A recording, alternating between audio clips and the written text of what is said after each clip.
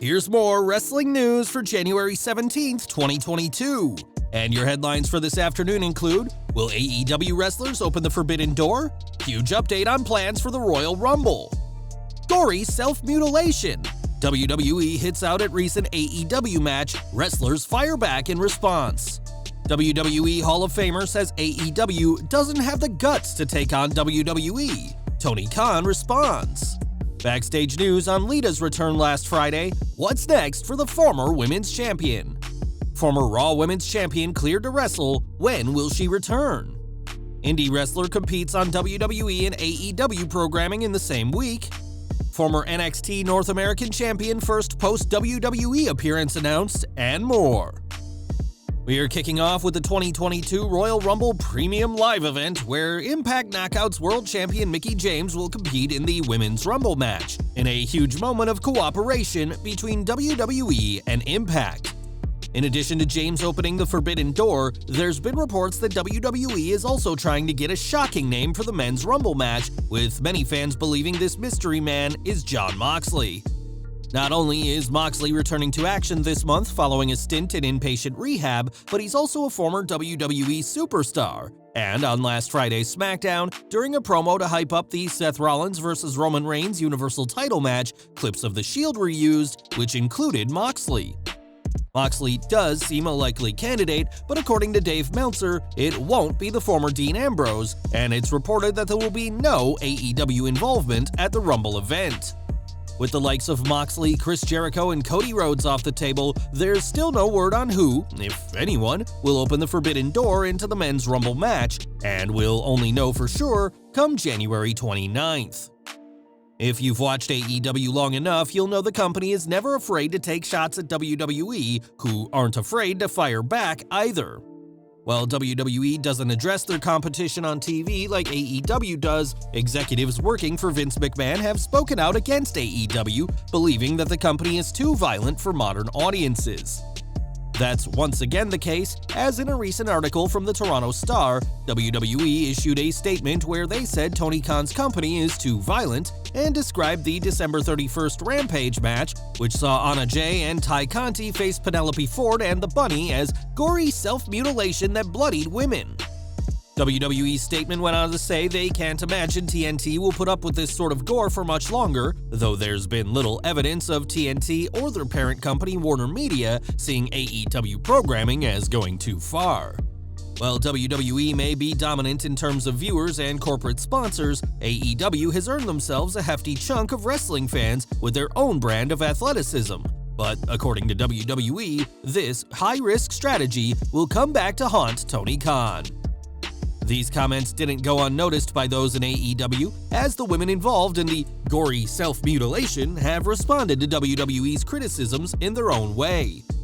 On Twitter, mere minutes after the article with the Toronto Star went public, Ty Conti showed a picture from after that December 31st match where she's covered in blood and has a big smile on her face. Anna Jay and the Bunny followed up by sharing pictures from the match, and though no caption was given, many fans saw these tweets as a response to WWE. WWE may not think that gushing buckets of blood is a winning strategy, but Tony Khan clearly feels differently, and clearly those who lost the blood had no problem with what happened on New Year's Eve last year. WWE weren't the only ones to comment on that issue of the Toronto Star, as Eric Bischoff also gave his 2 cents and was critical of both companies. Speaking of WWE, Bischoff said that WWE's product has been successful for the last 20 years or so, but because it's so formulaic, it's not attracting new viewers. Attracting viewers is something AEW has certainly succeeded in, as evidenced by the Wednesday Night Wars, but Bischoff also argued that the All Elite promotion doesn't have the guts to face WWE head-on.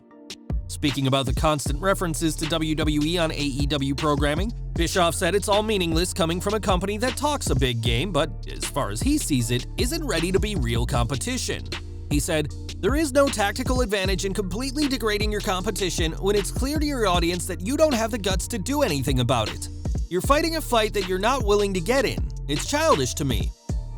These words caught the attention of Tony Khan himself, who said that he doesn't get to choose what nights his shows aired, and that the days and times for Dynamite and Rampage were assigned to him by those at TBS and TNT. AEW may have won the Wednesday Night Wars, but that only happened by putting their most watched weekly show against WWE's third brand, and it'd be very interesting to see if AEW would be willing to take on Raw or SmackDown head-on if given the chance. On this week's SmackDown, WWE Hall of Famer Lita made her return to the company, hyping her appearance in the upcoming Women's Royal Rumble match. This marked Lita's first appearance on the Blue brand in almost 20 years, but it wasn't one WWE had planned in advance. PW Insider reports that WWE's decision to bring her back was a last-minute call, with the idea being approved on Thursday, and WWE booking her travel plans that same day, just 24 hours before she was on live TV. The Women's Royal Rumble will mark Lita's first match since the October 29, 2018 edition of Raw, where she emerged victorious in a 10-woman tag team match, and judging by her interaction with SmackDown Women's Champion Charlotte Flair this week, the Rumble could be just the start of a return for the WWE Hall of Famer. At Money in the Bank 2021, Asuka competed in the Women's Money in the Bank ladder match in what has been her last match in WWE to date. WWE didn't write Asuka off TV, but have instead not been using her, but her absence has been due to an injury, as she posted a photo last year with her arm in a sling. Now the former Raw, SmackDown, and NXT Women's Champion may finally be on her way back to action, as according to Andrew Zarian, Asuka has been cleared to compete. If so, this couldn't have come at a better time, as WWE's women's division has struggled as of late, and with Sasha Banks injured, is in need of a decorated star like Asuka. Zarian didn't state if WWE has any plans for the Empress yet, but a return at the Royal Rumble could be one epic way to bring her back to TV. Time will tell whether Asuka returns at the Rumble, but even if she doesn't, it appears her return is close at hand. When you're an indie wrestler trying to make a living, you'll work anywhere for the right price, even to competing companies. That happened this week, as on WWE Raw, Leo Sparrow was squashed by Omos in a singles match in what'd be his first of two high-profile appearances. On AEW Rampage, Sparrow was in the Acclaimed's music video dissing Sting and Darby Allin, making him one of a very select few to appear on two national wrestling shows in the same week. On Twitter, the indie wrestler made sure everyone knows about his impressive achievement, and we'll have to see where Sparrow will appear next.